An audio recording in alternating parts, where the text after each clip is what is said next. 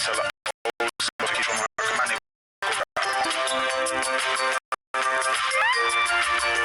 Faith amekolewa akaletwa Makindu General na mtoto mmoja sababu alikuwa na watoto wawili. Alafu yule mmoja mdogo mwenye alikuwa amebebwa mgongo wa miezi ameanguka hapo chini akiwa amefariki dunia.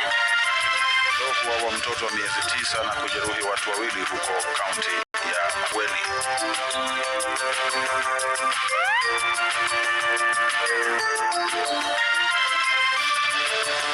Ujenzi wa barabara ya Rironi hadi Mau Summit waendelea vyema, asema naibu rais.